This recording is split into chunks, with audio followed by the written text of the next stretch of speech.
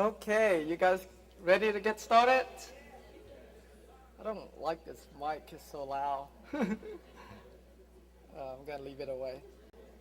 If you guys have trouble hearing me, let me know, okay? And I'll move the mic a little closer. All right, welcome to the Advanced Wholesaling System Boot Camp.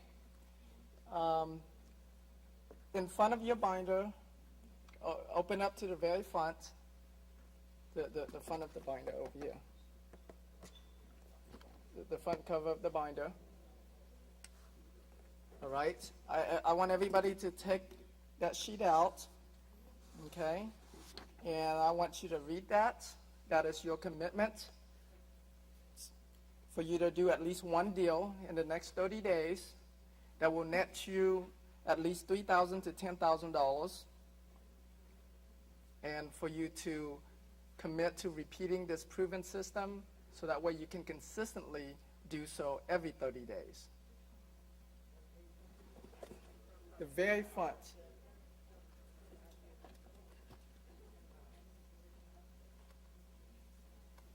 Okay, so you all have to sign it and then put it back. If you don't want to sign it, let me know. You can leave now.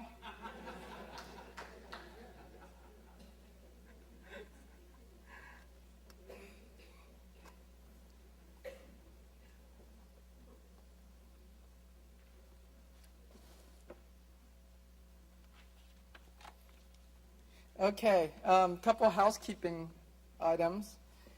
If you have your cell phone or pager, please turn it off or put it on silent.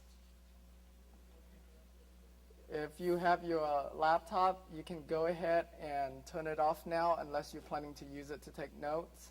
But we don't need it right now. We probably won't need it until tomorrow when we do our research and try to track down the sellers. So if you have a laptop with wireless internet card or wireless network card, to bring it, the hotel provide you with free internet. So you'll be able to bring your list of vacant houses that you guys did as part of your homework. I will also have some for you if you didn't get a chance to do your homework because you signed up late or because some of you signed up within the last few days. So I will also have some leads for you to track down the sellers. So if you have a laptop, great, bring it. If not, it's not a whole lot of a big deal. We'll just have to partner up with someone who does have one, okay? Tomorrow I will pair you guys up, so and that will be your partner for your next 30 days, okay? Your partner doesn't necessarily mean you guys have to do the deals together, but it's someone that holds you accountable to do your homework and to do the things that I outline in this event during your next 30 days. Okay, and that's pretty much it for the housekeeping. Congratulations to all of you for being here today. You should be very proud of yourself. A lot of other investors in Houston, on my list alone, there's over 3,500 of them, and they rather stay home today and probably sleep in or watching TV or something, but you guys are here. You guys made a commitment to yourself and to me to learn how to do wholesaling correctly so that way you can make $3,000 to $10,000 in the next 30 days and consistently do so every 30 days. Okay? So give yourself a hand of applause.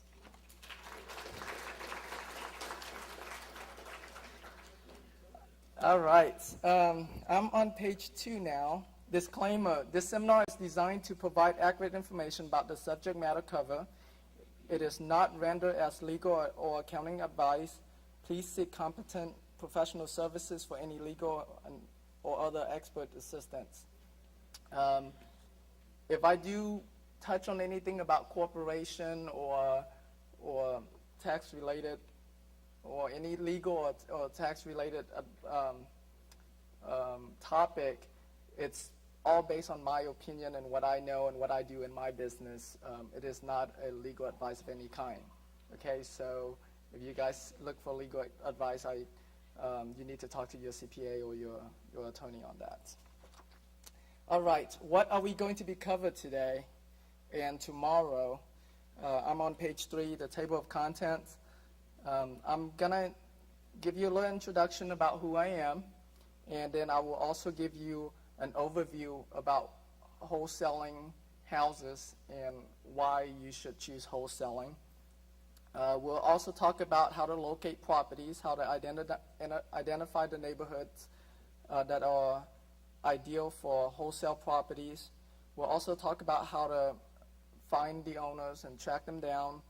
We'll talk about how to call the phone numbers that we have for them and try to make offers on their house.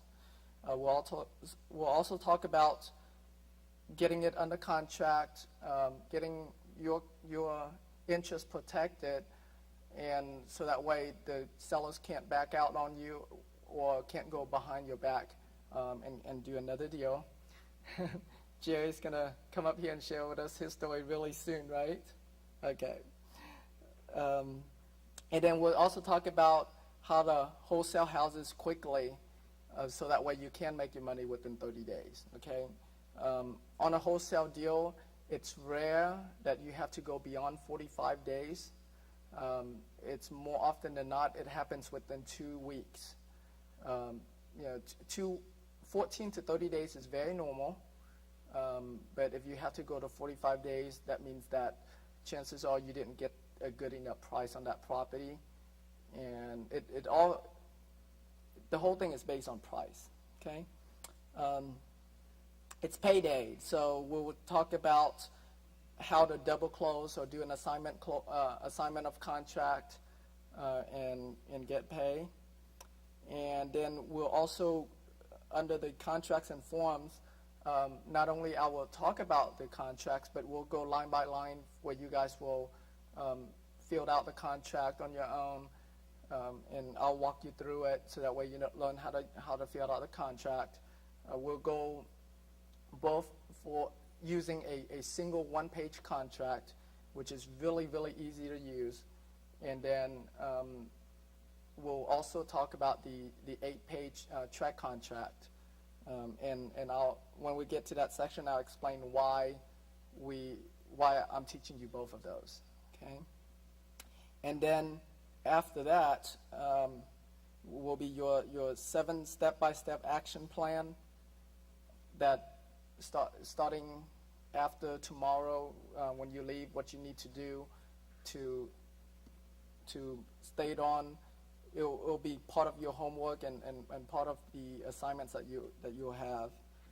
And then in the bonus section, which is the very last section, I have a lot of different things in there. Depending on how much time we have, we'll talk about retail as is to a retail buyer. So instead of wholesaling to an investor, that if the condition of the home is in decent condition, that we can retail it to an end buyer. We'll talk about auction process of how to sell any home in 5 days. And we also go through some of the frequently asked questions. I printed out, I think it was, let me count here, 130 questions that I got when you guys register for either my teleseminar or my boot camp that I did the other day. And so I'll go through that. And then at the very end of the booklet, for those of you who don't have a corporation set up already, in here I made copies of the Texas corporation form that you need to fill out if you need to create your own corporation. And I also had a sample that I already pre-filled out, so you can kind of just copy that. And not only that, but I'm going to have this binder around throughout today and tomorrow during your break, if you guys want to take a look at it, it talks about the different entities for real estate investing. And John Heyer is a tax attorney, accountant, and he's also an investor himself. And so I'm going to have it around for you guys if you guys want to borrow it, look at it.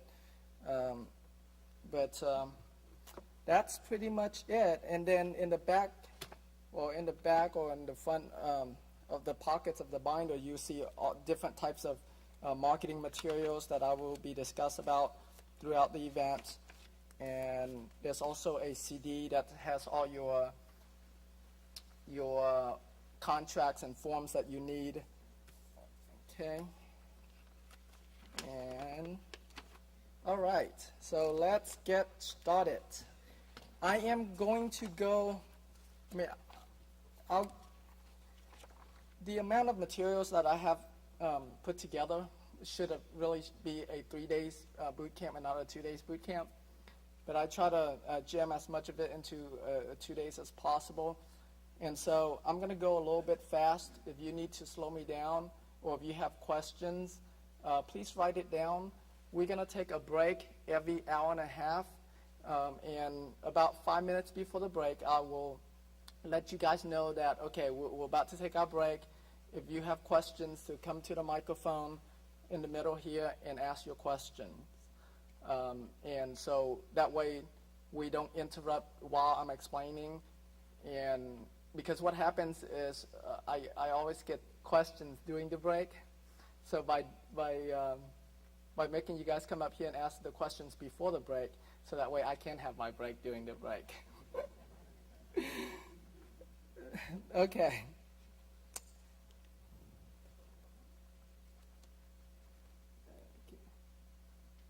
I forgot all about using the PowerPoint. Okay, who is Tim Mai? I am the president and founder of Community Real Estate Investors Association. We are an online real estate investors association. One of the major or most popular service that we provide is our website, heartbargainproperties.com, which provides motivated seller leads, wholesale deals, and also pre-foreclosure leads for Houston. And that's where we have majority of our leads right now, but we are expanding into other major metropolitan areas as well. I've been a full-time real estate investor for a little bit over 4 years now, and throughout these 4 years, my team and I have bought a little bit over 340 properties, that including single-family homes, single-family lots, some condos, some townhomes. The highest amount of employees I had at one time was 7, and that's on top of myself and my wife. So that it was a total of 9 of us in our company. And the more my company was growing, the more headache I was growing, and the last time I had for my family. So I was forced to systemize my real estate investing quite a bit, and now we're only down to just myself and 2 assistants to help me in my business. My wife kind of retired now. She just stay home and take care of our 2-year-old baby.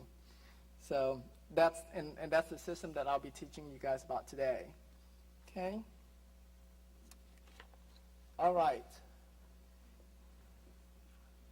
Because the purpose of this boot camp is to help you guys make money in 30 days.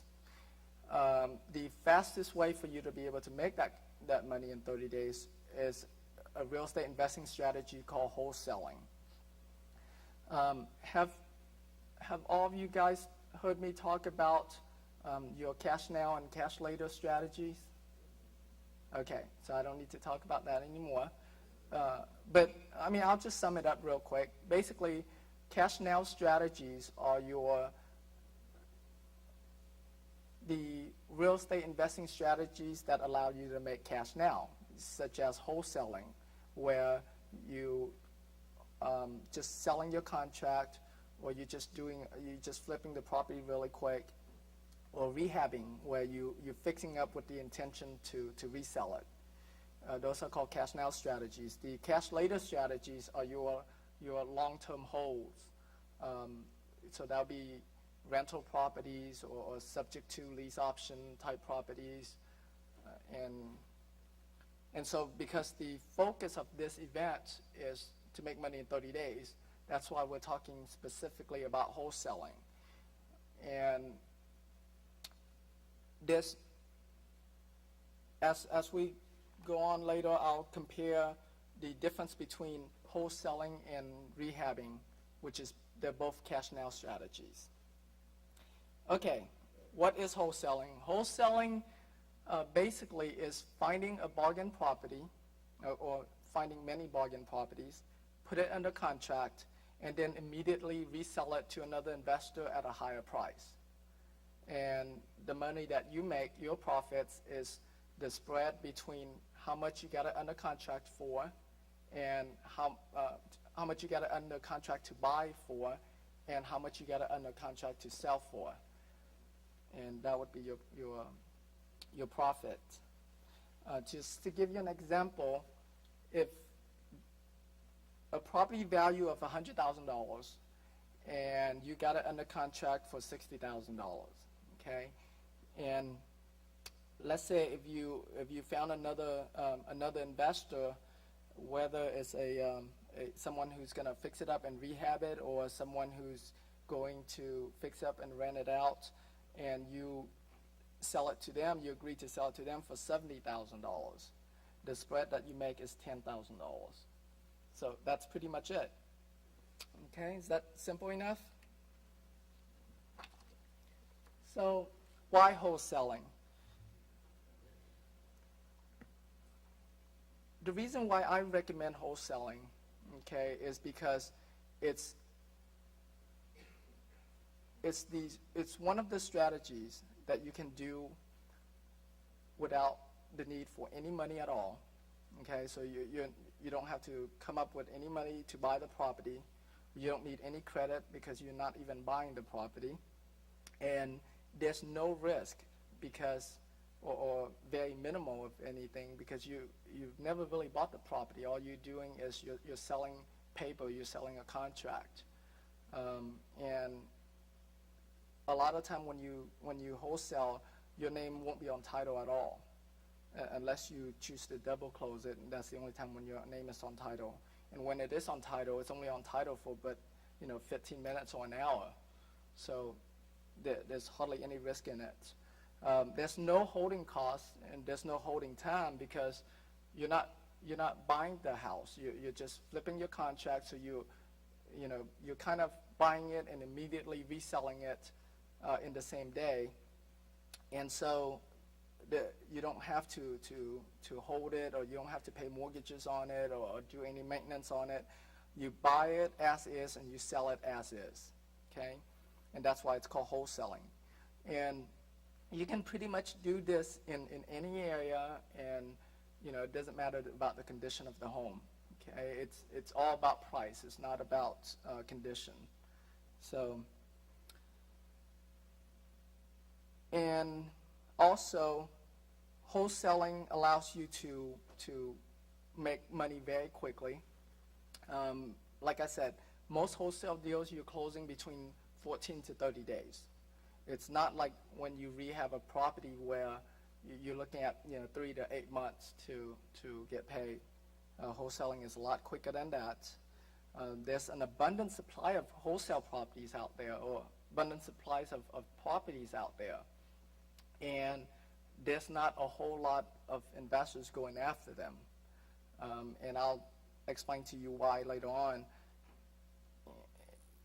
If you don't believe me about having an abundant supply, just think about on your way home, on your way to work, how many vacant or ugly houses do you see? A lot, right? And they're sitting there vacant. You know why? Because nobody's going after them. because if they were going after them, then they would have bought the property and they would have fixed it up and it wouldn't be sitting there vacant and ugly anymore. Okay? Wholesaling is the easiest out of the 4 real estate profit centers. And the 4 real estate profit centers are your wholesaling, rehabbing, owner financing, and rental. And so out of those 4, wholesaling is the easiest. And you get paid the quickest as well. You're in, you're out, you get paid. Okay? What is the difference between wholesaling and a realtor commission? Wholesaling is kind of like a realtor commission, but except for you don't need a license to do it, because when you get a property under contract, you actually have equitable interest in that property. That means that now you have a whole lot more control than a normal realtor would have, because you will make the decision on how much you sell it for,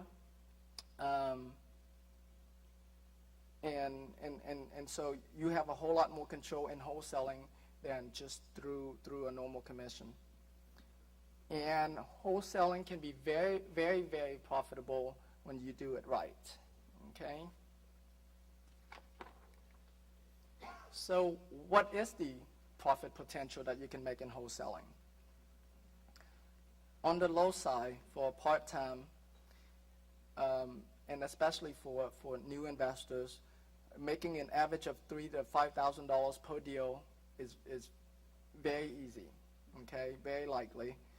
And wholesaling 1 deal a month is also very, very easy and very likely. So you're looking at on the low side, $36,000 to $60,000 per year. Now let's take it on a high side, full-time investor. Okay, and when you get good at this, you will be making between $10,000 to $15,000 per wholesale deal. So you drastically increase your profit per deal. And if you just do 2 deals a month, for a full-time investor, that's very easy. You're looking at a potential of $240,000 to $360,000 per year. So if the way you adjust these numbers is that since you're starting out, your profit per deal will more likely be around $3,000 to $5,000. Based on my last few experiences, $5,000 seems to be like the sort of the number. Jeff Corpus, if you guys heard me talk about him, he made $5,000. Vicky, are you in here? Okay, Vicky's back there. She made $5,000 on her first wholesale deal. Jerry, you made $5,000 on your first wholesale deal. So there you go. There's 2 people in this class and another a person that also, they all make $5,000 on the first deal.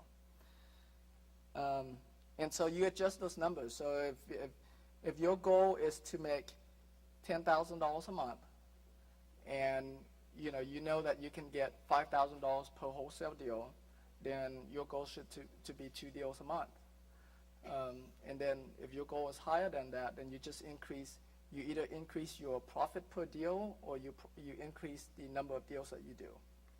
Okay, depending on how experienced you get with negotiating with the sellers, getting a deep enough discount that allows you to make more money, or negotiating with the buyers so that way you can sell it for more and make more money. And I'll go into details in all of that. Okay, the essential wholesale tools that you need. Okay, slide number 8. Digital camera. This is a must-have tool for wholesaling. You can get them fairly inexpensively. You go to Fry's or any of the computer store, even go on eBay, you should be able to get one. You don't need any fancy, digital camera with all the zoom and with all the, 8 megapixels or anything like that. Just the basic ones, really inexpensive, $80, $100 for the camera. And you need that so that way you can take pictures of these vacant and ugly houses that you see when you drive the neighborhood, or when you hire a bird dog to help you drive the neighborhood. If they don't already have a digital camera, that you can give them one, and so they can take pictures. A small dry erasable board. I didn't think of this idea before until this gentleman over here thought about it the other night. But I was teaching to use a normal notebook pad like this, and when you see a house, you write down the address of the house on the notebook, and you raise it up, and you take pictures, so that way the picture of the house and the address are on one, and you don't lose track of what house it is, what address it is, and that's pretty easy to do, and that's how, so you don't have to worry about how to name the pictures, which takes a lot more time. And then he gave me an idea of, you can buy those small dry erasable board, and instead of using a notepad, you just write it down on that dry erasable board, and then same thing, you raise it up and take a picture, and then you erase it and go on to the next one. Yes, Sue? Whenever you have a comment or question, can you go up to the mic? Because we're videotaping this, and we want the people who are watching this to be able to hear it as well. I've seen a lot of those dry erase boards at the 99-cent stores. Okay, did everybody hear that? All right. Flashlight. You definitely need one, because a lot of these houses don't have any electricity, and so they're pretty dark, and some of them are boarded up, and so if you have one that's boarded up, you probably even have to, when you go to look at the property, you have to bring a contractor with you to take the board off for you. A phone and a fax line. Everybody here should have a phone line. Fax line it's important, so that way when if the seller's out of town, you can fax them the contract, or even if they're in town and you already know what you want to offer on the property, you can fax them the contract, and then you can fax the contract to the title company. So having a fax line is not critical, but important in this business, and they're fairly inexpensive. Business cards. You definitely should have business cards. If you look in the back of your folder and find this $100 bill business card, the $1,000 bill business card, you will see the way this card works. And I have a lot of comments on this card, but you fold them in like this, and when you meet other investors, especially when you network with other investors or with other sellers, you can give this to them. And inside the card, it explains to them how they can get up to $1,000 for a referral fee if they find you a property that you can buy and wholesale. Okay, so not just any business card, because you got to make your business card stand out. You don't want those boring business card that I get those all the time, and they either go to my pile of business card and I'll never look at them again, or they just go in my trash box. So have something unique, and you can use this as an example. You can just bring this to your printer and say, hey, can you do me something like this? Basically the way I had this design, I went on the internet and download a $1,000 bill, and then email it to my printer and say, hey, I want you to take this $1,000 bill, cut it in half, and write my contact information on one side, and then these are the text I want in the back of it. That's pretty much it. Okay. I get people comment all the time about how they still keep my card, or how they remember, especially with investors. When I give it out to them, I say, hey, I'll exchange you money for your business card. And that's what I'm doing. I'm exchanging money for their business card. And so, that keeps me in their mind And whenever they have a deal they want to either wholesale or if they just have a lead they want to refer to me, that they call me. I don't take as many referrals anymore, simply because I'm not, me personally, I'm not active in buying houses anymore. But what I do is I take that referral and I email to my assistant Christine, who does all of our buying houses. And so that's why this is her business card, and not mine. But my responsibility in my business is really just for the marketing. I make sure that we have a decent amount of lead flow coming in every single month, because without those leads coming in, we won't have any deals. So, when you start out, you are the one that's going to get those leads to come in, and you're also going to be the one that call the sellers, get it under contract, and wholesale it. But when you get, as you get going, you need to be able to, especially if you want to be able to do, over 5 deals a month, you need to be able to have assistants to be able to help you. You can have, one person that goes out there and drive neighborhoods for you as your bird dogs. You can have one person that does all your, tracking down of the owners and find phone numbers for you. And if you're going to do anything, you just make those phone calls. In my case, I don't even make those phone calls. Christine makes those phone calls for me.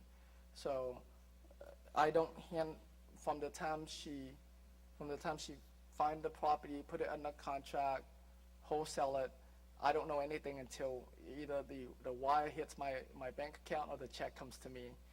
That's the only time I know about the deal.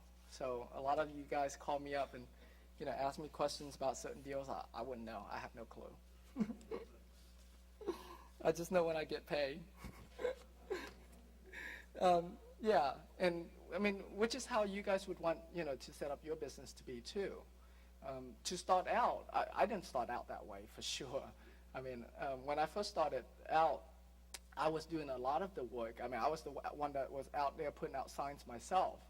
And either like my wife would drive the car and I'll come out and put the sign out and then run back in the car, before people honk at me. And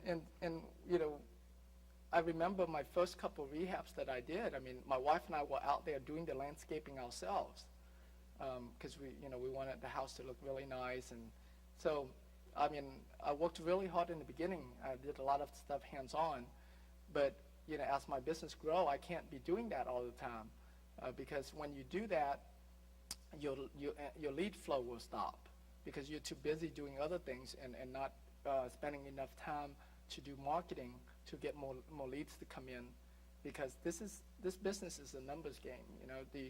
You need a certain amount of lead to come in, so that way you get a certain amount of appointments and you make a certain amount of offers and you get a certain amount of deals. So it's very critical that you spend enough time in your marketing to make sure those leads are coming in. Okay, you need a computer with internet access. The biggest reason why you need to do that is so you'll be able to access my membership website. But the second reason you need to do that is so that way you can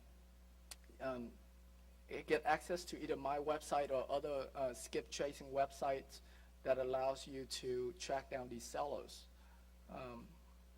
And so that's why you need a computer with internet access. And skip tracing accounts. As part of your homework, I asked all of you guys to sign up with Accurate and also with Merlin Data. And so I like to use Accurate a lot more because it's less expensive. It's, to get the comprehensive report, it's $5.50. Now, sometimes their price change, but right now it's at $5.50. Merlin Data, on the other hand, charges $7 for the complete report, and so it's a little bit more expensive. But Accurate is harder to get an account with. They require that you have a business, a corporation, or a business license, and you have to be in business for at least 90 days. And if you use a DBA, then they require that you have commercial liability insurance. And so they have more requirements. Merlin Data is a lot easier to get an account with. So if for some reason you can't get an account with Accurant, to get an account with Merlin Data. You should have the Microsoft Office suite, but at the minimum, you should have Microsoft Word and Microsoft Excel, because it allows you to, create your marketing letters, and the Excel allows you to sort your list. So if you're gonna do any type of direct mail campaign, you can mail merge your letters with your list, and so that's why that's important. You definitely need a printer, a fax machine, and a copy machine, so that way you can make copies of your contracts. I like to use those multi-function machines, so it has all that stuff in one. Same thing. I mean, you're gonna be getting a lot of contracts. You're gonna be making a lot of offers. So you definitely need to be able to fax these contracts, make copy of these contracts, for whenever especially if the seller comes into my office after we sign the contract, we'll make copies and we'll hand it off to them. And then same thing with the buyer. Once they sign it, we'll make copies and give them a copy as well. Filing cabinets and filing folders. I mean, these sounds like a really simple tool to have, but some of you don't have it. But what's even more important about using your filing cabinets is using it correctly. This system called the Tickler system that I like a lot, and I think I didn't make it as part of the homework, but I highly recommend that you start that system in your business. Does anybody here know what that is? Okay, just a very few of you. But basically, you take one of your drawer in your file cabinets, and you create file folders from 1 to 31, right, for each day of the month.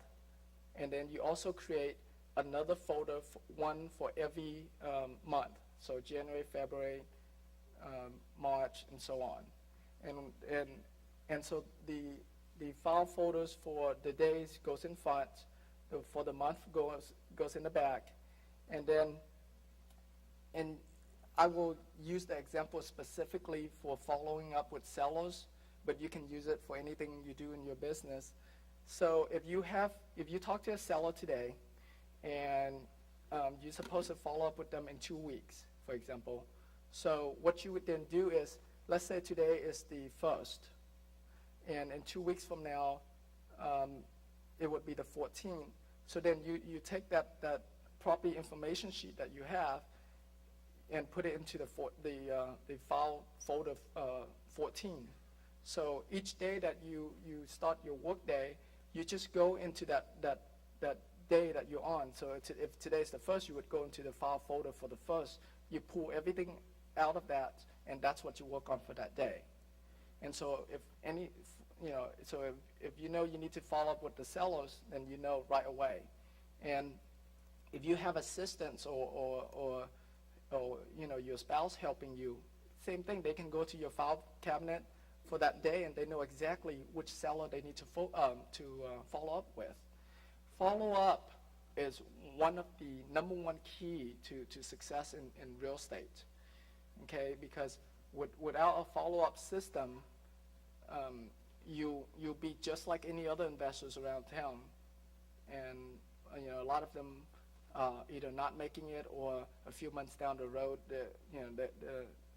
they have quit already and found another job.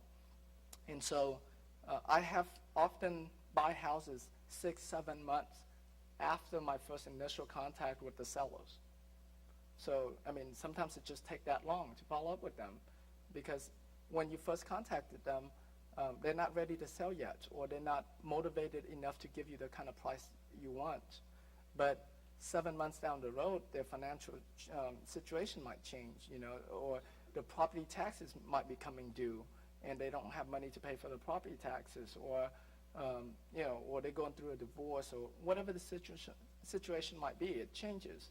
So you need to have a really good follow-up system, okay? And that's where the tickler file comes in. So, not just any file cabinets, but actually do that. Does everybody in here understand how to set it up?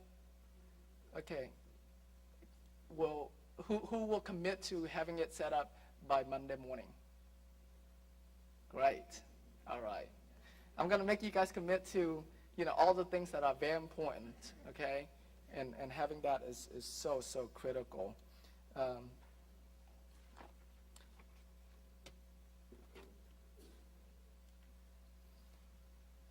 All right, building your team, your dream team. Let me get comfortable here.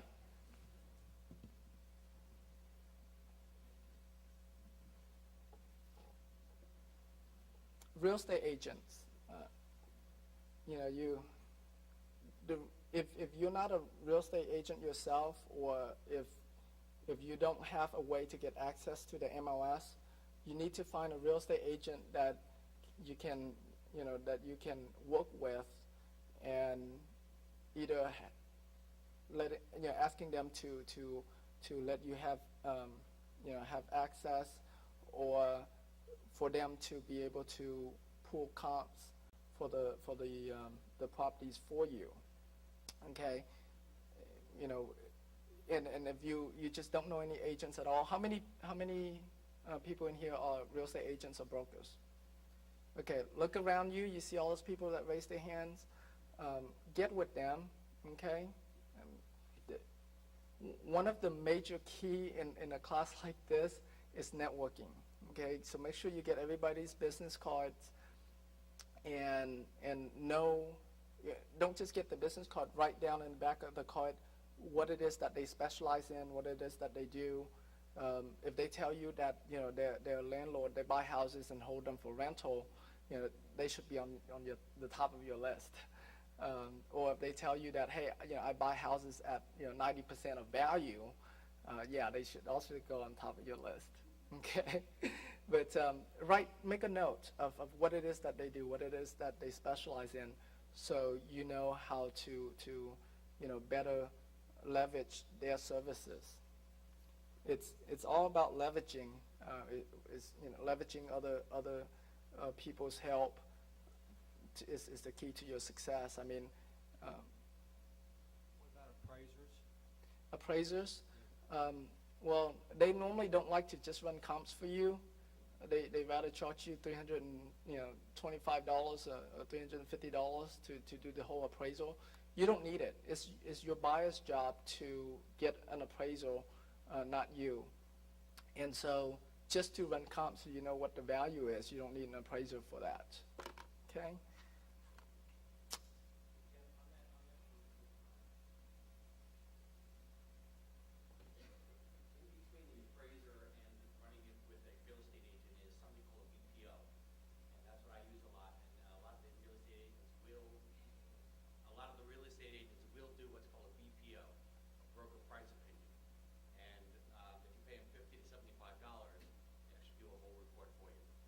Yes, he talks about BPO, which is a term that's often used, especially in short sales, which is what I taught about 2 months ago. But it's a real estate agent or a licensed appraiser that just drive by. They can either do an exterior BPO, which they just drive by the property, take a picture of the outside, run their comps, and charge you, $50 to $75. If they have to do an interior BPO where they go inside the house, take pictures of the inside, and give you the report, then it'll be $75 to $135. But that can get very expensive, because really all you need is just comps. That's all you care for. Okay. You just want to know what the value of the house is, so you know how much you can sell it for. Once you know how much you can sell it for, it's really easy to negotiate with the seller, because you just backtrack and see how much money you want to make, and that's how much you want to offer them. Okay. private lenders and hard money lenders. Because you're doing wholesaling, you are not actually buying these houses. So for yourself, you don't really need a lender at all. You don't need a private lender or a hard money lender. But if you have it lined up for your buyers, for your wholesale buyers, then it makes it easy for them to buy the house from you, number one. And if you already know how good that private lender or that hard money lender is, you can feel more confident that they'll be able to close your deals for you. I've had hard money lenders that blow up on my deals all the time. So whenever that's why, depending on the hard money lender that my buyer is using, I may or may not sell the house to them, especially the ones that I had bad experience before. Because sometimes hard money lenders will say, yeah, we can do the deal. And then when it comes to come to closing, they either run out of money or they just don't feel confident in that property or in that buyer. They won't approve the deal. Private lenders are better than hard money lenders because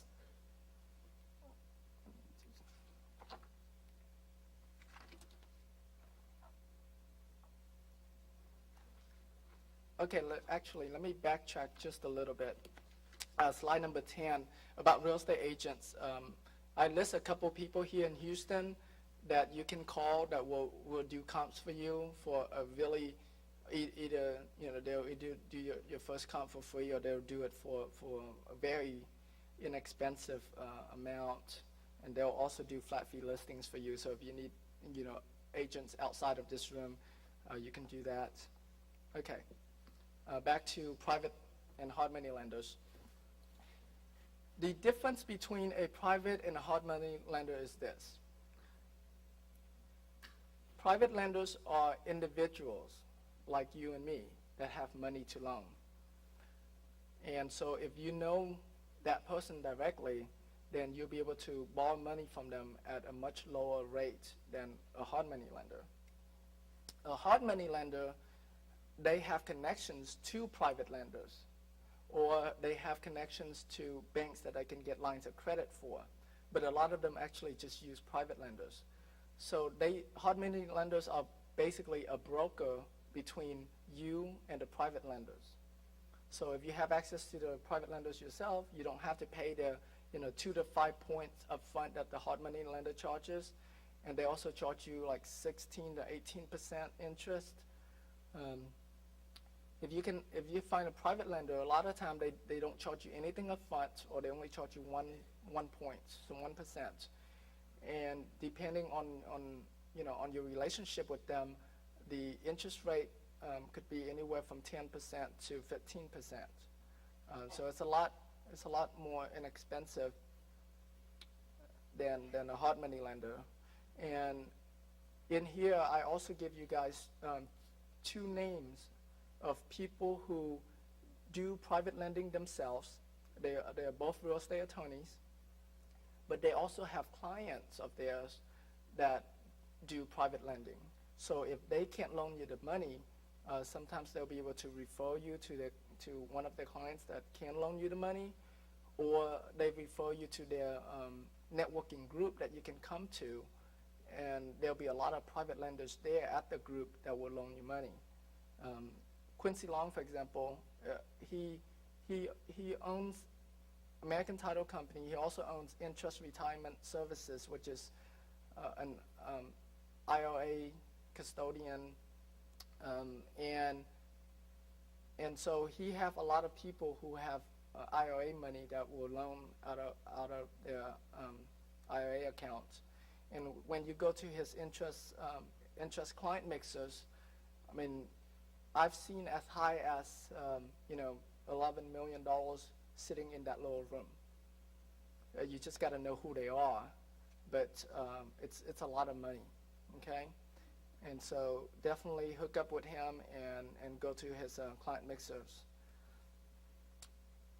Okay, and then I also list a couple of hard money lenders here in town that are pretty good, that if they are the one that's lending money for your buyers, that you shouldn't have to worry about them, okay? But again, the key first should always be try to find private lenders first. If you can't find them, then you find hard money lenders.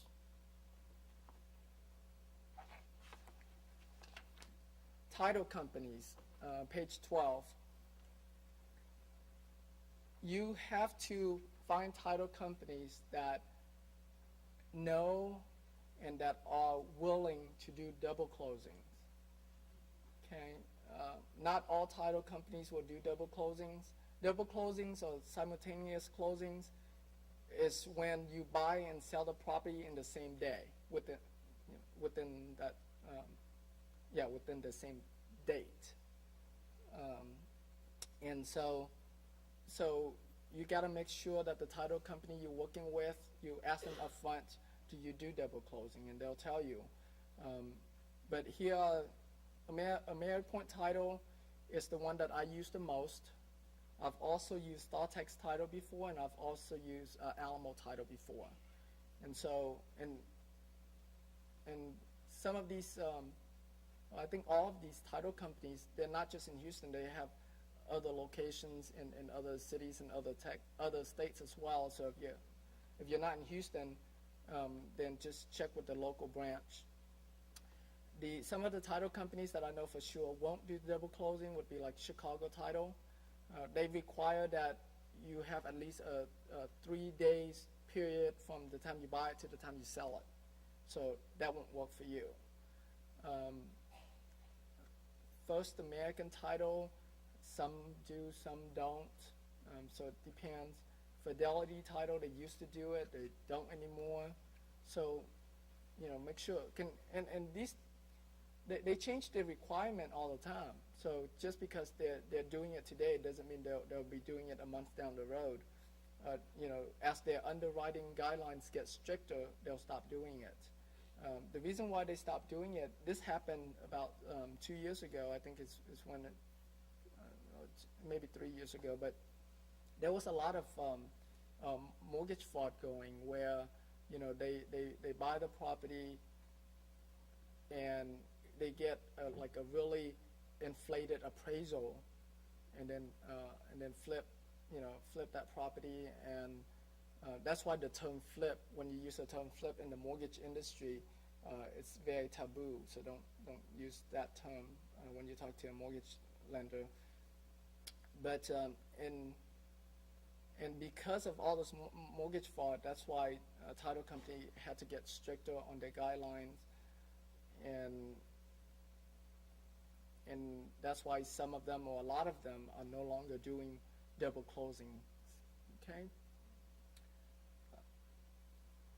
It's still hot in here, huh? Terry, thanks. Does everybody in here know Terry Weigel? He's one of the top guru here in Houston. He specialized a lot in buying houses subject to, and selling them on lease option, or even wholesaling subject to deals. And you see, he's sitting in this room learning just like the way you guys are sitting here learning. I do the same thing. It's every chance I get, I go to other seminars because there's always something new to learn. Even if you go to the same seminar twice, the second time you listen for something else, because it depends on your situation. Your mind tune into a certain thing, and so you will notice that all the successful people, they continue to learn, they continue to go to seminars, they continue to buy books and tapes, and so that's why Terry's here, and I do the same thing. So, I recommend that you guys do the same thing. You attend this seminar, you get really focused in doing wholesaling, you get good at it, and then you go to other seminars so you can expand out into other type of deals that you might be able to do, and as you increase your business.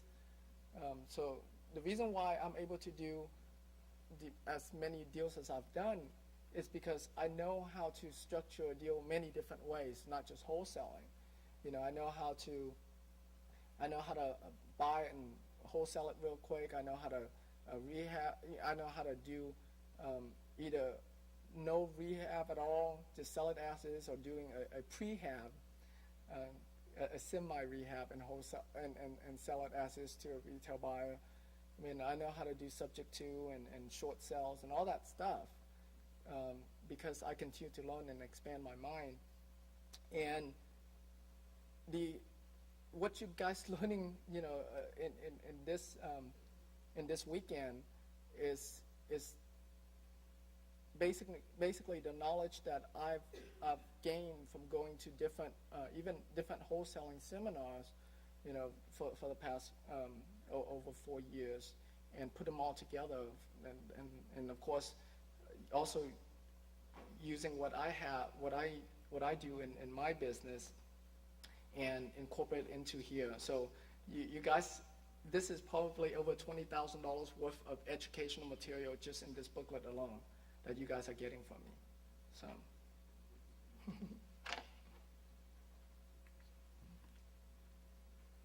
Okay, contractors. Contractors are also important to know in your business.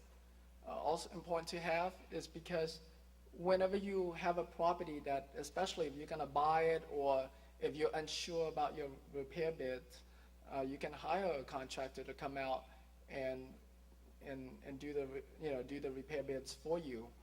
Some of them will do it for free if they have a good relationship with you, and the people you wholesale to, especially if they're going to end up using that contractor to fix up the house, then they'll do the bid for you for free. Otherwise, they'll charge you a small fee, $25 to $50. So it's pretty inexpensive, and you get a full detailed repair bid.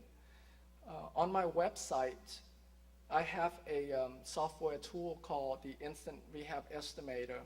Basically, it has a whole list. I forgot the count, but it was something like 121 repair items that you can just go in and you put on what needs to be repaired, what the square footage of the house is, and it automatically calculates the repair estimates for you.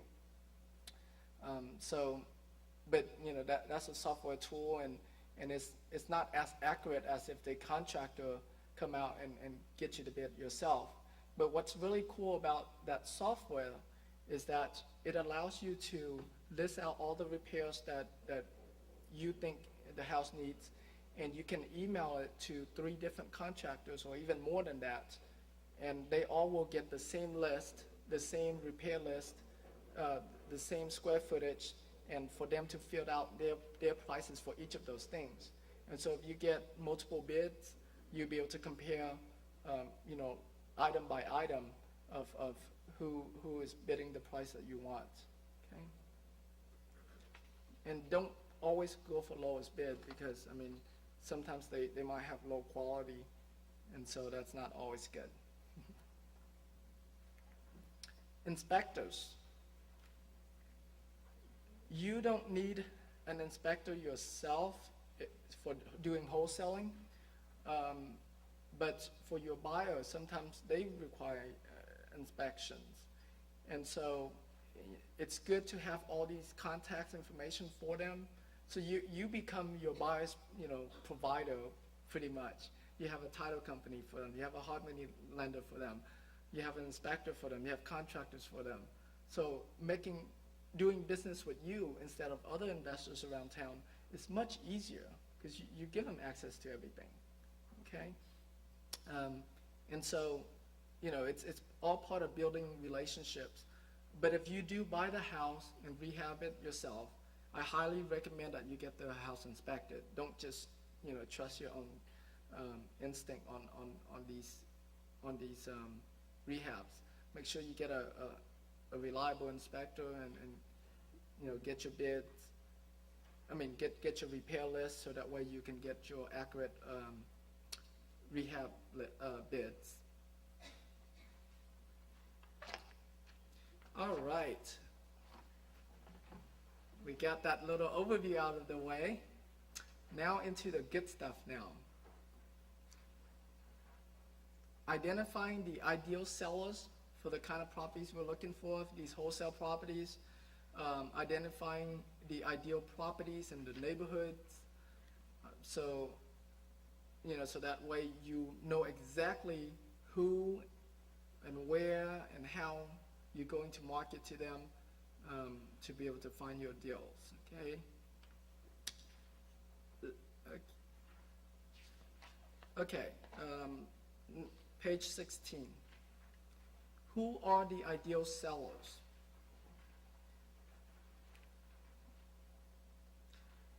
The number one ideal sellers are sellers that inherited the house. They are ideal because, number one, chances are they're not living at the house. Number two, the house normally needs a lot of work because by the time that they went through probate and all that time, or especially if their parents are more elderly people, the house might not have been well maintained, and so the house needs a lot of work, and you have a house that needs a lot of work, and the people who inherited the house might not have the money to fix it up or have no interest in fixing it up and try to retell it. And so now they own a house, and a lot of time it's free and clear, or it has a very small mortgage on it, and so they want to sell the house, and they're willing to sell it at a deeper discount because they have nothing in it. They have no, they don't really have emotional attachment to it, and since they didn't put up any money to buy it, any money that they get from it is just extra money for them. But dealing with inherited properties has its own disadvantage as well. Especially when you have a big family, and now you have to not only get one seller to agree, but you might have to have 7 sellers to agree, and you got to find all these siblings, and sometimes they're not all in the same city. They're all in different part of the country. But again, the harder the deal, the harder it is to track down the seller, the harder it is to put a deal together, the more profitable the deal can be. I'll give you one example. I had a property where another investor in town, very successful in town that actually farmed that area, was working on this property 3 months before I did, and he got it under contract for $33,000, and he couldn't get one of the siblings to agree. So I don't remember how many siblings. It's either 3 or 5, but one of them couldn't agree. And 3 months later, I sent them one of these yellow letter that you see in the back here, but I was able to deal with the siblings individually and got them to agree, and they agreed to $30,000. So I offered less than what the other investor did, but the only difference is that he tried to deal with them together, and siblings don't always agree with each other, and so he didn't get the deal. And the only difference I did is I deal with them separately. So whenever I know that the siblings, are not in agreement with each other, I just tell them, well, look, you already agree with me, so let's get your part under contract. I'll deal with your sister or your brother on my own. And so that has worked out, pretty well for me. It could be that they inherited the house, or it could be that they bought the house a while back and they had to move out of state, either job relocation or something of that nature, or they have always been out of state and they bought this property as a rental property, and they just can't manage it, or they don't have a good property management company to manage it for them. And so these properties become vacant, and they're not well maintained, they need a lot of work, and so when you're able to track down these sellers and make them an offer, they are more likely to sell it to you than a seller that's in town. So whenever you find whenever you do your research and find an out-of-town seller, you should work extra hard on getting a hold of them and making them offers, okay? And a lot of time, not only, they having challenges taking care of the house, but a lot of time they don't know what the real potential value of that house is once it's all fixed up nicely and retail it to the end buyer, because they don't understand the local market very well. And so, so it's easier to get them to sell at a discount because of that, okay? But because you're farming that neighborhood, you know what the potential of that neighborhood is, it makes it easier. All right, older sellers who are moving into nursing home or moving in with their children. I mean, same thing. Now the house is vacant and their kids don't want to move into that house, and it needs too much repairs, or have too much memories or whatever. They don't care to. They have their own families already. So now you have a vacant house that nobody cares for, and these, your elderly sellers, they're not the type of sellers that want to fix it up and retail it. Okay, they just want to sell it as is and, get the money out. Or sometimes they just want to downgrade to something that's very, that's very inexpensive, or so that way they don't have to pay them. They either pay a small monthly fee or don't have to pay anything at all. And so they are very ideal to buy from as well. Tired landlords, they're also an ideal seller because, like I mentioned, they bought the house with the intention to rent it, or sometimes they bought the house with the intention to retail it, but they couldn't retail it, and a year down the road they're desperate now. They're like, man, I'll rent it. I'll rent it to anybody that can come up. If they can breathe, I'll rent it to them. And then and then what happens is that 3 months down the road, that tenant don't pay. The landlord have to evict them out of the house, and they mess up the house. Just to give you a real life example, a lady called me yesterday. She wanted to be a part of this apprentice program, but her situation is exactly what I just mentioned. She rented it, and now the house is all messed up. It's only been 3 months, and she hired a property management company too. So the first month, she already paid it to the property management company. So she only actually got paid 1 month, and now the house is destroyed. And she has to go through and evict them and all that stuff. So she would be a good candidate to buy a house from, except for she doesn't have a whole lot of equity in her house. And in the back of your notebook here, and at the almost the very end, one good place, I guess, later on when we talk about finding investors, buyers to wholesale to, I'll go back to that page and mention it, but it's sort of a list of a lot of landlord investors that you can call, and some of them, might be tired landlords. Okay. Sellers who abandon the property due to excessive repairs or delinquent taxes. So again, these are also very good sellers to go after because they don't want the house. They already abandoned it. You're going to find a lot of those type of sellers in the low income neighborhood that we talked about. All right. Next are sellers with a lot of equity.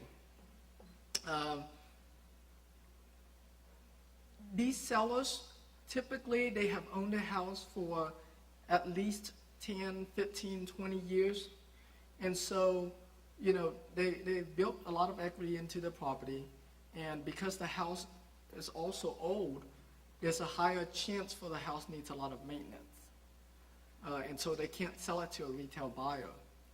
And so they make an ideal seller for us to go after. And because they have a lot of equity, you negotiate on the equity of how much you're going to get, and they have a lot more room in it, to be able to negotiate with you. And let's say a house that's worth $100,000 and they only owed $50,000 on it. It's much easier for you to buy that house at $60,000 than a house that's worth $100,000 and they owed $80,000 on it. Well, you can't buy it at $60,000, right? Because then they'll have to come out of pocket. So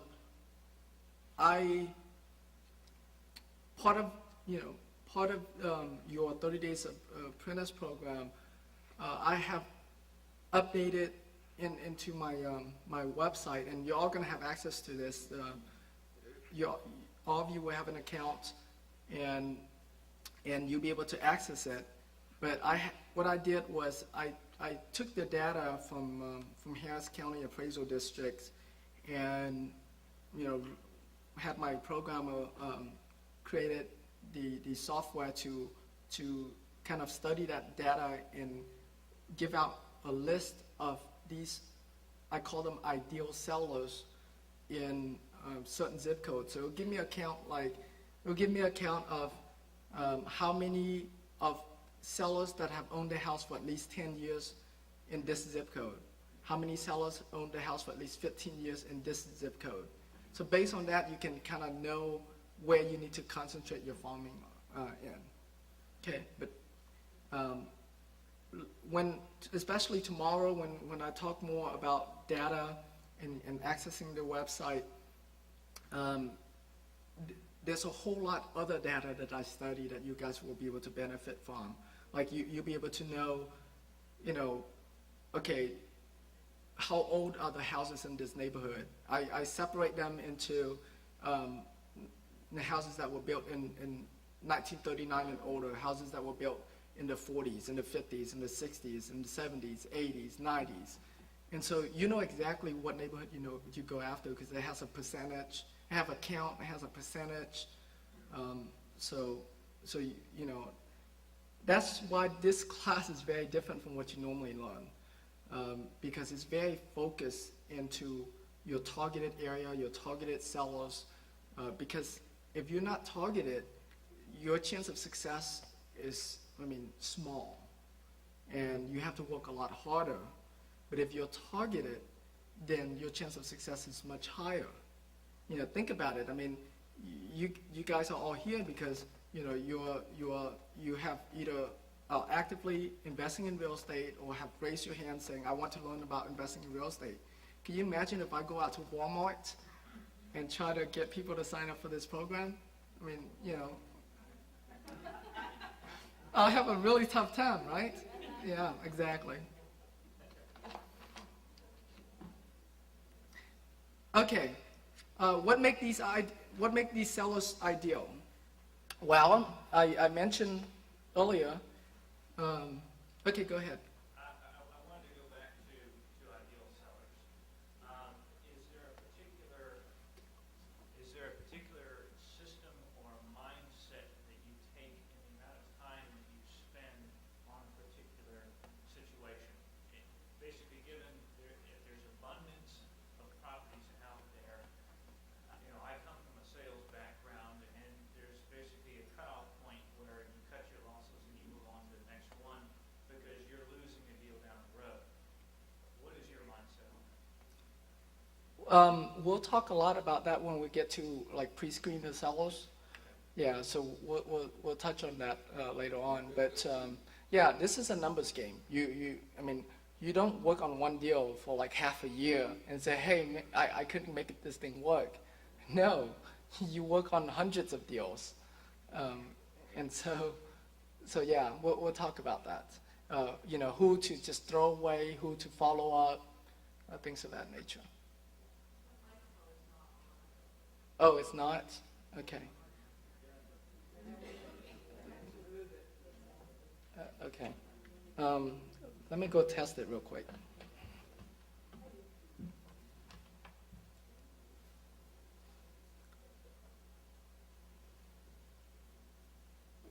Testing.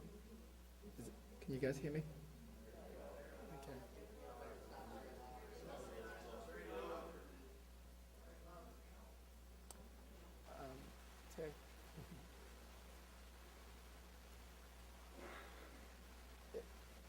Can somebody come up here and speak into it? So I'll adjust the volume.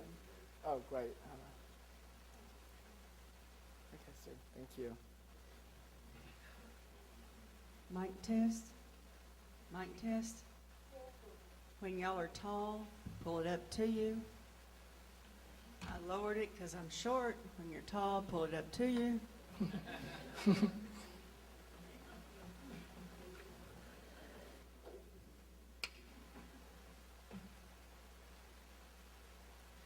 All right. Yeah. I think he adjusted mine too. But yeah, whenever you guys have questions, please talk closer to the microphone so everybody can hear you. Not just the people in this room, but the people that will be watching this at home, they'll be able to hear you. Okay?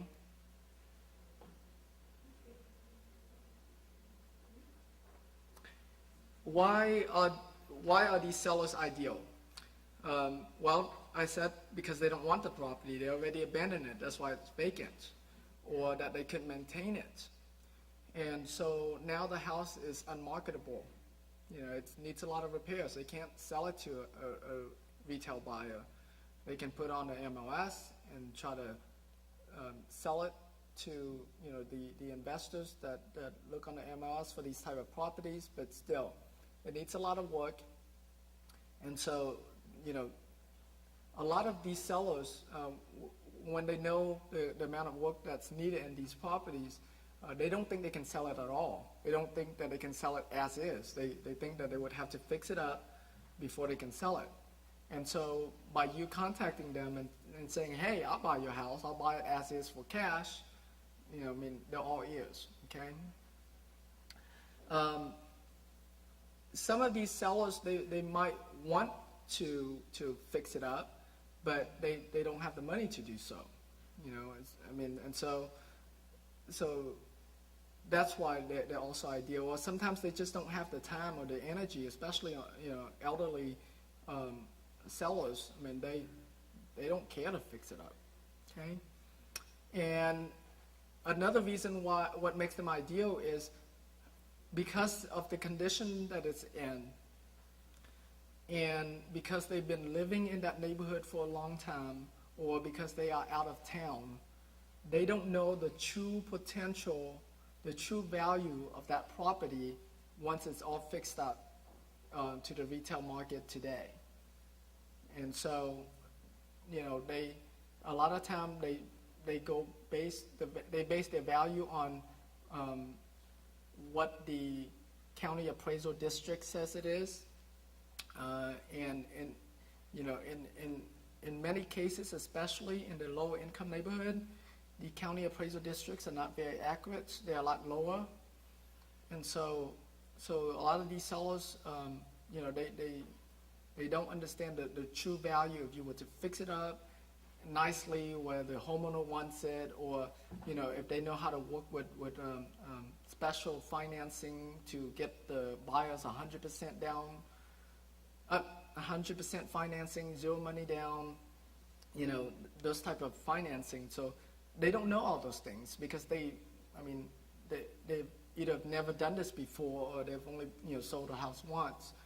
But you or other rehabbers, on the other hand, I mean, this is your business, so you know how to work with financing. You know how to fix up the house nicely to get the buyers in, okay? And even if these sellers do fix up the house, I mean, their chance of getting it fixed up nicely, it might cost them a whole lot more money than what it would cost you to fix up a house nicely, because you have a relationship with your contractors. And so, you know, that's why they are, also makes them ideal. Okay, ideal properties. Hey, does my voice sound kind of boring because when I'm sitting, it's kind of flat tone? Would it? I mean, I don't want any of you guys to fall asleep in here. Do you need me to stand and talk? No, it's fine. Okay, cool. Just trying to make sure. All right, ideal properties. Vacant and abandoned properties. We already talked about that. You know, they are ideal because they're vacant, they're abandoned. Nobody cares for them. Boarded up properties.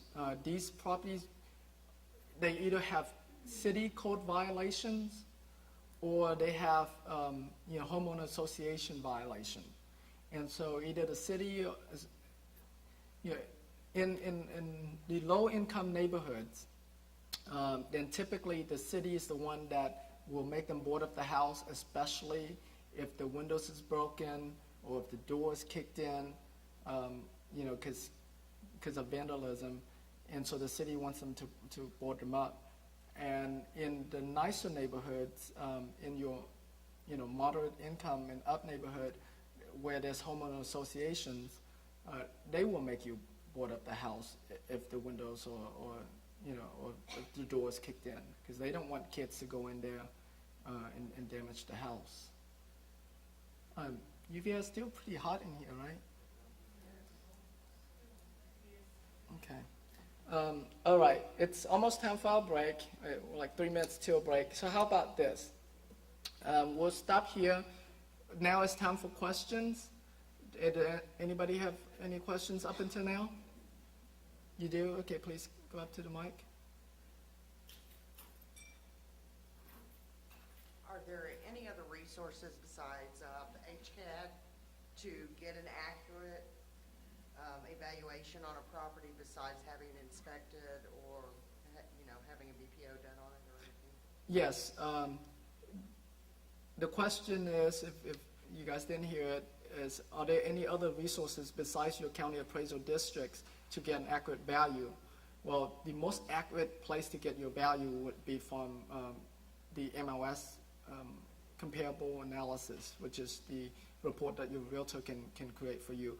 But later on, when we get into evaluating the property, I will also list out several other resources that will have free tools that you can use to evaluate the properties, but they're not as accurate as if an agent, if you use the MLS to do so. Yes. My question was along the same line. I was wondering what you think of websites like Real Data. They're very expensive, and I signed up for one for a brief period of time, and I found it to be very easy to use and everything. And if you don't have a real estate agent handy at midnight when you want to know the value of a place to make a deal, an offer on it, I wanted to know if there's other sites like that and which ones you think are the best. Okay. I personally do not like any automated software tools or websites to find value at all. Okay? And the way I'm teaching you guys is that you're supposed to pick 2 areas to farm. So you would know already in the back of your head exactly how much those houses will sell for dollar per square foot. So you could already kind of know your comps. But to get the most accurate comps, you have to be able to do it manually using, getting access to the MLS. The reason for this, the reason why automated system can't do it is because think about it. The automated system might not know if that house was a foreclosure property. It might not know if the house needs work. It might not know that, the seller had given a seller carryback second or give a lot of seller contribution when they sell that house. And so all it knows is that what it sold for. And so if you just look at what it sold for without looking at other factors, it's not very accurate. Okay? How much value would you place on the houses that have for sale signs, say in the front yard, and they have a little box with flyers or brochures? Okay. We will talk about that later on, but just to briefly touch it is I teach you guys how to find houses that nobody knows about and nobody's going after. So if it's for sale, that means there's other people going after it.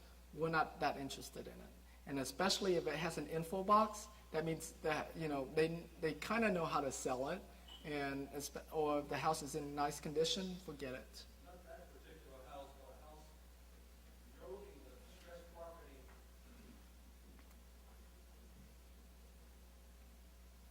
make myself clear.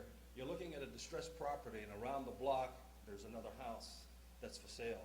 And then around the block, there's Oh, another gotcha. house. How to use that for comps. Okay. How to use other houses that are for sale in the neighborhood as an estimated value. Yes, you can use it as an estimated value, but a lot of times the houses in the neighborhood, they list it for a little bit higher than what the value is. So if you take what is listed and you deduct about 3%, or sometimes even 5%, you deduct 3 to 5% from what they're selling for. That's close enough to your value. So that's one tip. Okay, any other questions before we go on a break? You can't ask me questions on the break now, so you better ask now. All right, let's go on our break. We'll be back in 10 minutes, okay?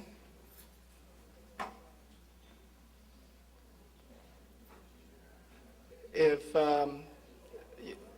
you can, I guess I'll just pass out a piece of paper, and if you have any services that you want to provide to investors, you don't, the ones that don't have services, you don't have to sign. It's only for vendors that have services that you want to provide to other investors in the room, for you to write down your name and your number or your contact information and how, what kind of services you provide, so that way the other students know who you are. The two most popular services that investors need are real estate agents and mortgage brokers.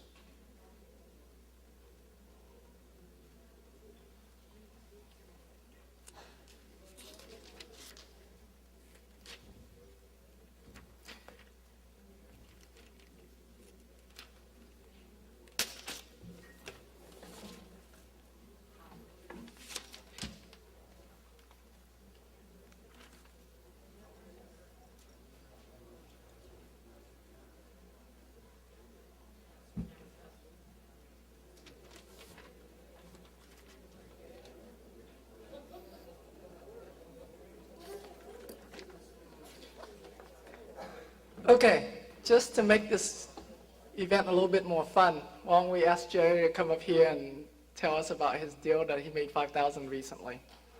How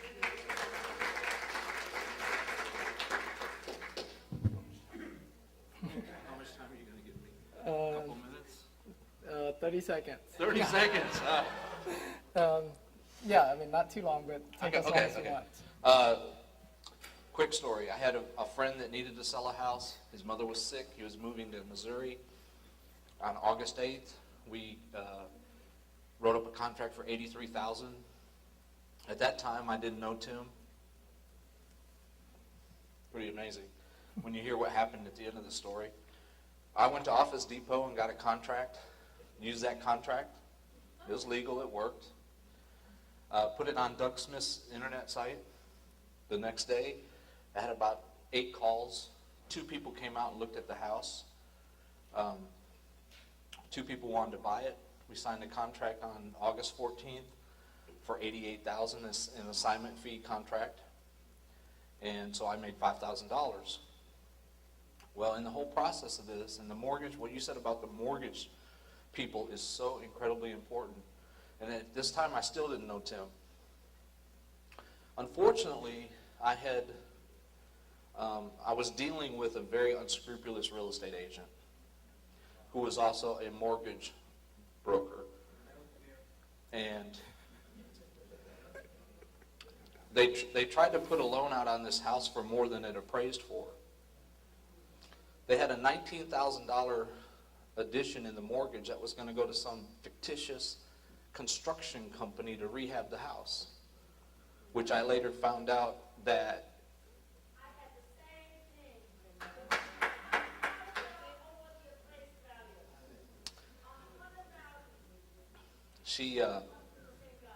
they had 19,000 she had 19,000 padded into the loan for this new buyer, which was going to go to XYZ Construction Company, which somehow the money was going to funnel back to her and the buyer. Okay, I didn't know anything about this. Well, the mortgage company finally turned the loan down, and they had to submit a new loan. I said, fine, I don't care. You know, and here I'm thinking all this time, hey, these wholesale deals, they take 7 to 10 to 14 days, right? Well, a month had gone by, and my friend needed to get to, I didn't do that. My friend needed to get to Missouri to take care of his mother, and that's all I was concerned about. So they submitted another contract for less money, but amazingly, on this contract, there was no mention of my assignment fee.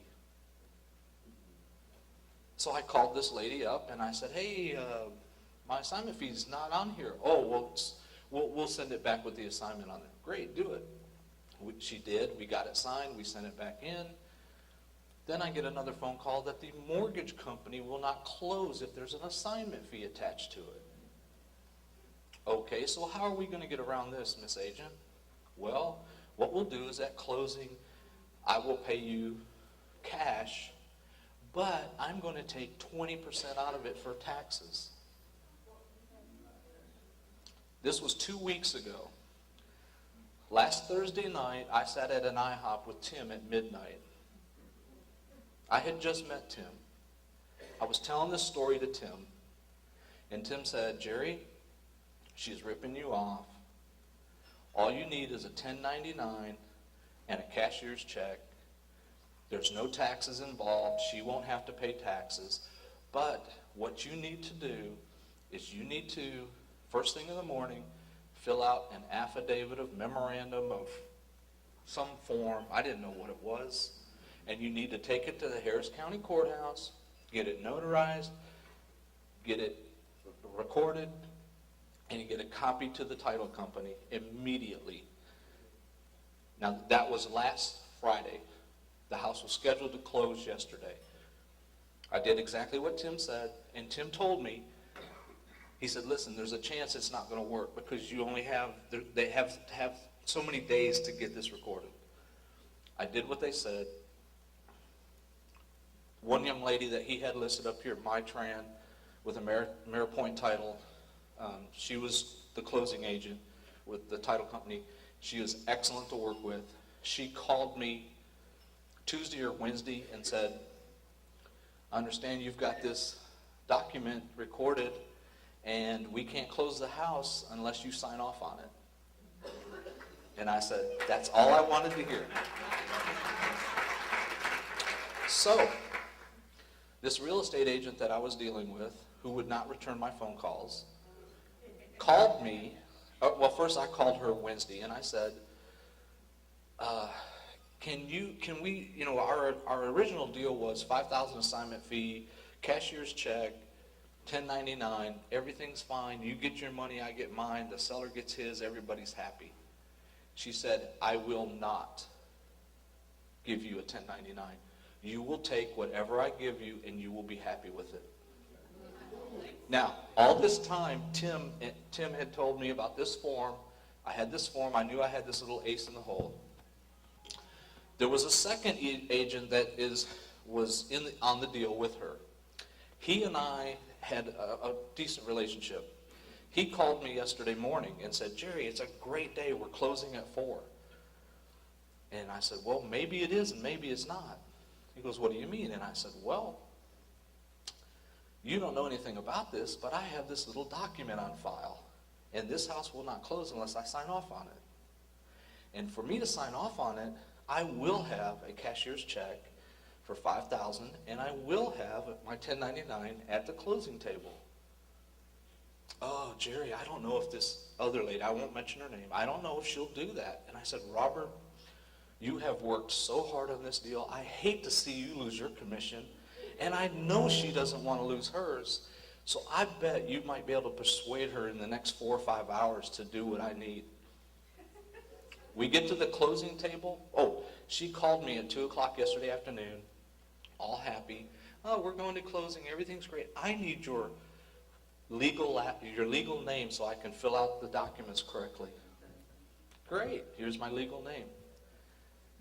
In the back of my mind, I had an idea that she did that just to get me to the closing table because she knew my friend was in a desperate situation, and I think she knew I would have signed off on this house even if I lost everything, just to help my friend. And I would have done that. I had already told him that. We get to closing.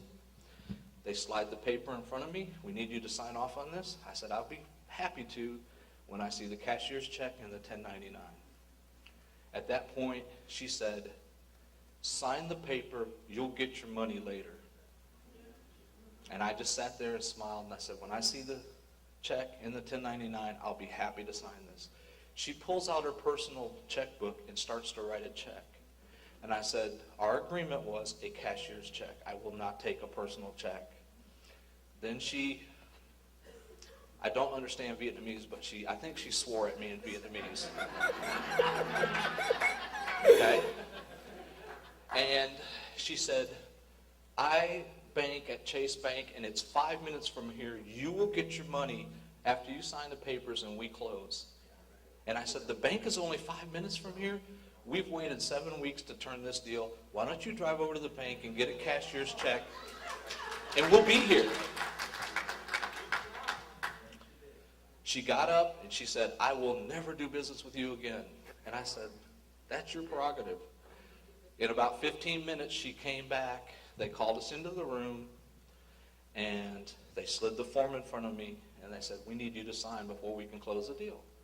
All I need to see is the cashier's check and the 1099. And my Tran with AmeriPoint said, Mr. Scribner, here they are. I said, thank you. I signed, and because of this man, at midnight, a week ago, at an IHOP, okay? I didn't know Tim, but sitting there, I told him the story, and he said, you need to email me first thing Friday morning, and you need to get to the courthouse immediately. This may or may not work, but it's your only chance. And because of that, I got my $5,000 check. Well, congratulations. So,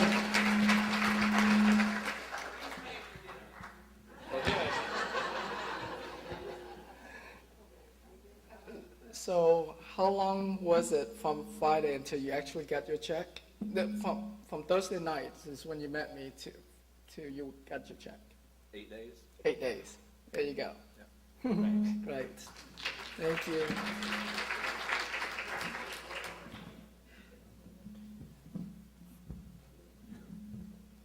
Well, Jay is not the only person. Hold on, let me get this thing adjusted. But Jay is not the only person that meets me recently and get paid. For some reason, whenever somebody meet me and they have a deal they're working on, they seem to get paid very quickly. And maybe after lunch or something, Vicky, you want to come up and talk about yours?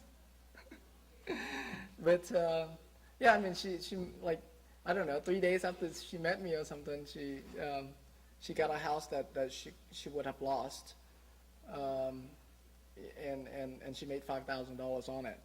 So you guys are very fortunate that you're here, and not only you're trained from, from a 30 minutes or an hour conversation or a few emails, but you're getting a full 2 days of training from me, plus 30 days of ongoing support from me. So if you don't get a deal in place and make some money in the next 30 days, shame on you. Okay. It's in here, and it's also in your CD. It's called the Affidavit and Memorandum of Contract. Basically, it's a document you record at the courthouse to publicly announce that you have a contract on the house. Okay. Am I going a little bit too slow? Yes. Okay, so I'll go a little faster, and you guys gonna have to slow me down if it's too fast, okay? All right. Code violations. You guys know what that is. That's when they have some, they didn't meet the city standards and the city inspections right of a code violation. Distressed and ugly properties. They're also ideal is because they need a lot of work. Nobody wants them. It's unmarketable, okay? Older properties, older properties tend to be in a much more distressed than newer properties because it's, the maintenance has been long delayed. Fire damage property. Fire, Why would those be good, considering that it's really only lot damage? which one? Fire damage? Fire damage. Yes. Everything has to do with price. So let's say worst case scenario, it is just lot value. And let's say the lot value is, say, $10,000. And you're able to get it for $1,000. Will you buy it? Yeah. Okay, there you go. Yeah. Even houses that looks like it needs to be torn down, if I can get it under contract for a small enough price, I will get it under contract. It costs about $3,000 to demolish the house and clean up the lots. Depending on the neighborhood, the lots are worth between $10,000 to $30,000. And so if you get the house under contract for $1,000, and let's say you don't want to mess with the cleaning it up or anything, and you wholesale that lot to another investor who's going to build on it for $5,000, and they will spend that $3,000 to clean it up, they're still getting it at a bargain because otherwise they'll be paying $12,000 for it. So yeah, there you go. Fire damage does go into a little bit more advanced, but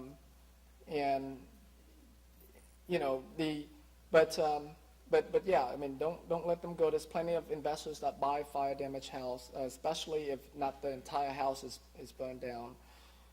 You can find fire damage houses when you drive the neighborhoods, and another way that you can find them is also by contacting the fire departments. And in some counties, and this varies in different counties, but in some counties you can call the fire marshal department, and they will have a list for all the fire incidents in that county or in that city. But in some other counties, the lists are localized to only that fire department. So depending on what city you're in case you're like in Houston, in Houston and Harris County, there's 2 fire marshals that you can get this list from. One is the City of Houston Fire Marshal, and the other one is Harris County Fire Marshal. Now, like I said, fire damage list is a little bit more advanced, and normally to get these lists, it costs money. Depending on city, the price is different, but like for City of Houston, it's $5 per day. So depending, if you're trying to get a list for the last 6 months, for example, that's well over $800. Okay, so it's pretty expensive. But here's how you guys got lucky. I have already gotten the list for both the City of Houston and the Harris County Fire Department. But I'm not going to give it out to you guys just yet because that is the next step. The way it works is, because this whole program is, wanting you guys to concentrate on the simple things that you can do to make money in 30 days. And then after that, once you get your first deal into gear, you can branch out into other types of properties and getting into lists and direct mail. So the way I'll do it is that after you get your first deal, after leaving this event, after you get your first deal from working on these type of properties, then you let me know and I'll give you that list for free. Okay? But I will not give it to you until you have done your first deal with what I teach about here. All right? Flood damage properties. You can't just get a list of flood damage properties that is not available everywhere. anywhere. I've tried. But they would also make a primary candidate because a lot of time the owners don't want to fix up these houses. And so, you know, if you know a certain neighborhood got flooded, and you go after those neighborhoods, that's also a good way to find them. And also mold damaged properties. And again, you can't get a list of these. Fire, flood, and mold, they all fall under one category that makes them such ideal properties. They typically have a higher claim value when, you know, when that happens. So what that means is that if they have insurance on the house, they would have a higher claim on that insurance. And a lot of time, the insurance company either had paid a big chunk of money for all the rehabs, and or they would have paid off the mortgage on the house from that money. So now you end up with a seller that owns the house free and clear that needs a lot of work. Some of my best deals are either fire or mold. Because, I mean, flood and mold sort of, well, sometimes they relate. You know, a house that got flooded will also most likely have mold damage. But, so they're harder to find. You can't just, you know, you can't just drive the neighborhood and find them. But one way to find them is if you open up your yellow pages and look under the public adjusters, you can call them up, because these are the companies that insurance company hire to come out and you know, take a look at the claims. And so you can build a relationship with them and try to get them to refer to you whenever they come across a seller that don't want to fix it up, that are willing to sell it as is. And so that's a good source of referral, and you give them your business card and let them know you pay them $1,000 or $2,000 or whatever it is that you're willing to pay them if you buy the property. Okay, that's a really good tip for you. Okay, the ideal areas for wholesale properties. The most ideal area is your lower income area. And in the low income area, I mean, I only want you guys to wholesale in the low income area. I do not want you to hold properties in the low income area, okay? You know, there are a lot of investors that hold properties in the low income area, but they generally do it because, you know, they read some books and tapes, or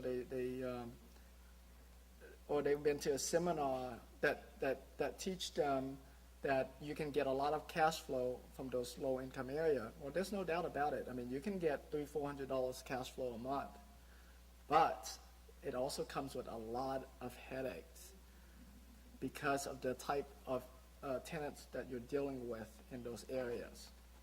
So for you guys in this class, you're a lot smarter than that, so you're only going to wholesale in that area. You wholesale to those investors who don't know any better, okay? You know, or it could be, I mean, it could be that they've worked those areas so well, like a lot of home investors that I know, they work those areas so well, they don't mind dealing with those type of tenants, you know? So, but in low income areas, you will typically find 80% of the properties are tenant occupied, and only about 20% are owner occupied. And so whenever you have a neighborhood that has a lot of tenants occupying it, chances are they don't take care of the property, so the neighborhood are not in very good, very attractive neighborhood, and so they make an ideal neighborhood to find these type of properties, these vacant, ugly properties. And you can also wholesale them easily because there's a lot of investors out there that read those books and are looking for these type of properties. The anchors that you can find in those neighborhoods, and when we do our bus tour tomorrow, I will point out to you guys, are things like pawn shops, bail bonds, like those buy here, pay here, used car lots. And then a lot of the mom and pop stores, grocery stores or corner stores. They're not branded stuff, they're just mom and pop, very local stuff. And those businesses are there to fulfill the needs of the community that's in that neighborhood, okay? And so, if you see, if you see non-branded corner stores, you see, non-branded pawn shops, you know what neighborhood you're in, okay? And those are what I call the low-income neighborhoods. Here in Houston, those neighborhoods are generally under $90,000 in value. Okay, now in some other cities, some part of California, some part of Los Angeles, that would be like under $300,000. Yeah, but here in Houston, it's under 90,000. And then there's the moderate income neighborhoods. These neighborhoods have similar stores and anchors as the low-income neighborhood, except for they have a little bit more branded stuff. Like you'll see Stop and Go or 7-Eleven, or you see Shell or Chevron or Exxon in those areas. You might even see like HEB or Fiestas. In these areas, you will find about 50% of the houses are tenant occupied and 50% are owner occupied. In this area, in this neighborhood, this is where you will find the most competition. Every investors in town would love to be able to, to buy and sell in these neighborhoods because it's desirable enough for a lot of people to want to a lot of buyers to want to buy and live in that neighborhood, and it still give the investors a good enough cash flow. This is where they can find their $100 to $200 a month cash flow, and because these areas are more desirable, they can find better quality tenants, or they can find tenant buyers. So in this area, they're good for wholesaling. They're good for rental properties if you want to keep them for rental. They're good for lease option properties. They're also very good for owner financing properties. Okay, and if you're in the retailing, they're also very good for retailing. So it's your ideal area. You see, you can do any type of investing strategies in this area, and you'll be fine. Okay, and then moving up on top of that is your middle income and up area. And in the middle income and up, you will find only 20% are tenant occupied and about 80% are owner occupied. So they're in much better neighborhood. They don't make good cash flow because you're buying them. They're normally $125,000 on up. And so, the way it is here in Texas, we have property taxes that are like 3-4%. And so it eats into your monthly cash flow quite a bit. So it's hard for you to make a lot of cash flow or even break even cash flow to cover for your mortgage and your taxes and your insurance. And so they don't make ideal areas for rental properties. They're more for retail and lease options. I forgot to mention the house value in the moderate income here in Houston, but as you guys can see, it's between $90,000 to $125,000. Okay, so the two areas that I want you guys to go after is low income and moderate income, and that's why your homework, I asked you to drive around neighborhoods that are near you that are under $120,000, because those are your moderate income. In this class, in our bus tour tomorrow, we'll talk a lot more about low income areas. Okay. Farming your areas. Well, as I mentioned, you want to pick 2 areas to farm, okay? And one is a moderate income area, and the other one is the low income area. And you want to study them, okay? How big can this area be? Well, it depends on the neighborhoods that are in there. If you can find, because some neighborhoods are bigger than the others, you know, if you find neighborhoods that has a couple thousand properties, that should be good enough to farm. But it depends a lot on how much time you have. You know, if you're doing this part-time or full-time. If you're doing this full-time, then you can take on a bigger area. You can go to 4,000 or 5,000 houses instead, versus if you're doing this part-time only.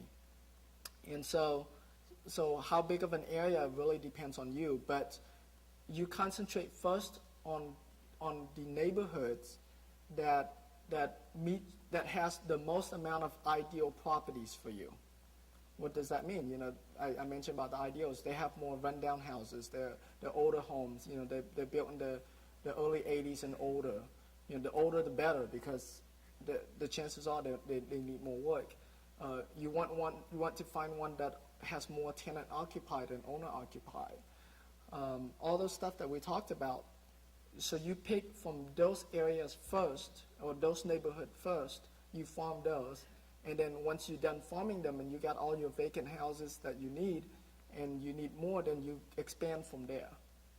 Okay, so but you concentrate, you target into the most, your most ideal type of properties. You use statistics to find these neighborhoods before you drive out there. And like I said, all of you guys have access to my website after this event, where I have a lot of these statistics for you done already. I've done all the legwork for you because I use these kind of things in my business. So I'm just opening it up to share it with you guys. Okay? A lot of these, and that's why, you guys been to a lot of seminars, you've learned a lot of stuff, but you still have a harder time when you try to implement their systems, is because they just give you the general idea of what to look for, but they don't go very specifically into it. And I took that a little bit further and make sure that you guys got all the details that you need. That's why it's very critical for you guys to, ask me if I'm not going detailed enough, for you to ask me and drill me on it. Because, when I create this course, I'm creating it based on, what I think is good enough. Okay, to find vacancies, I use the U.S. Census data, and it gives, it has a lot of information, but I only extract out the data that I want. So I have a list of all the zip code for the entire U.S., and it tells me the count, it's an estimated count, it's not an actual count, but an estimated count of how many vacant properties are in those zip codes. And you guys have access to all that.